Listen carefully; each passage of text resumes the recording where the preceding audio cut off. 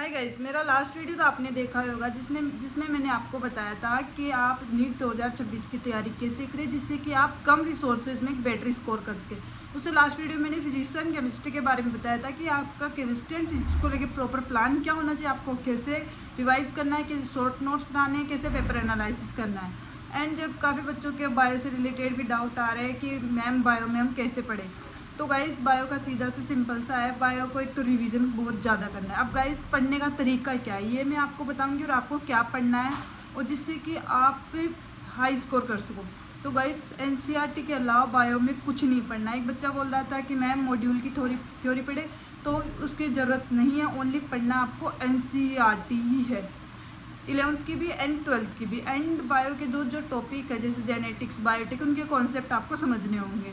उसके बाद आपको इजी वे में वो समझ आ जाएंगे टॉपिक। एंड रिवीजन करने का सबसे बेस्ट तरीका है कि सबसे पहले आप मतलब कि जो चैप्टर रिवाइज कर रहे हो उसके क्वेश्चन सोल्व करो।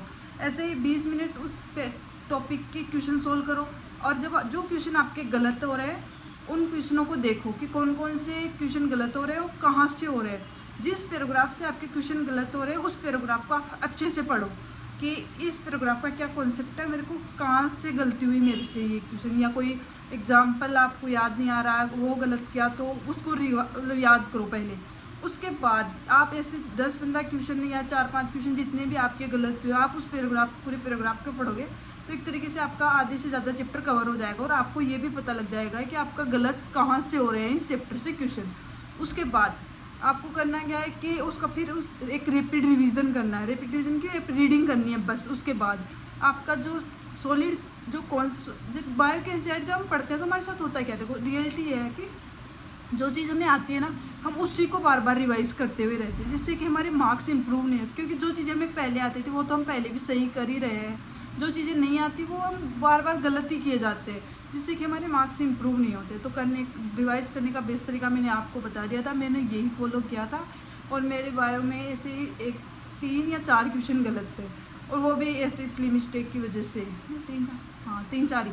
तो गाइस आपको भी ऐसे ही पढ़ना है जिससे कि आप एक हाई स्कोर कर सको। और रीजनल सेशन वाले जो क्वेश्चन बच्चे बोल रहे हैं कि मैम वो कैसे सोल्व करें, तो उनका तरीका है कि आप दोनों स्टेटमेंट को पहले अलग अलग पढ़ो। दोनों स्टेटमेंट अलग अलग पढ़ने के बाद आपको पता लग जाएगा कि ये इंडिविजुअल जो स्टेटमेंट है वो गलत है कि सही है। फिर यदि दोनों सही है तो आप उसको कोरिलेट करो कि ये इसकी वजह से ये सेकंड हो सकता है क्या। यदि सही है तो फिर फर्स्ट टिक हो जाएगा, नहीं तो कि दोनों सही है बट उसका एक्सप्लेनेशन गलत है, वो वाला सीन हो जाएगा। तो गाइस रीजनल सेशन वाले ज़्यादा क्वेश्चन इक्के दुक्के मतलब इस बार पेपर में आए थे। अब पहले के कंपेयर में काफ़ी ज़्यादा अब आने लगे। पहले ऐसे क्वेश्चन एंड्स में आते थे बट अब नीट का पेपर सेम ही है रहा है तो उसमें क्वेश्चन आते हैं। तो गाइस उसके लिए आपको ज़्यादा पैनिक होने की ज़रूरत नहीं है, आप बस एनसीईआरटी रिवाइज करो, आराम से वो क्वेश्चन सोल्व हो जाते हैं। मैंने तरीका बता दिया है कि आपको कैसे पढ़ना है और आपको यही फॉलो करना है जिससे कि बायो में आप हाई स्कोर कर सको। बाय। और आपको कोई भी डाउट हो तो आप मेरे को कमेंट्स में पूछ सकते हो। काफ़ी बच्चे पूछ रहे हैं फिजिक्स केमिस्ट्री से रिलेटेड, तो आप बायो से रिलेटेड भी काफ़ी बच्चे पूछे हैं, अपनी प्रॉब्लम मुझे बता रहे हैं जिससे कि मैं उनको समझ पा रही हूँ कि हाँ इनकी क्या दिक्कत है और मैं प्रॉपर उनका आंसर कर रही हूँ जैसे मेरे को टाइम मिल रहा है। आप देख सकते हो कि मेरे कमेंट बॉक्स में सबके आंसर लगभग सारे बच्चों के आंसर दिए हुए हैं। तो गाइस बने रहिए और पढ़ते रहिए क्योंकि इस बार आपको नीट 2026 में एक अच्छा स्कोर करना है और बेटर मेडिकल कॉलेज में जाना है।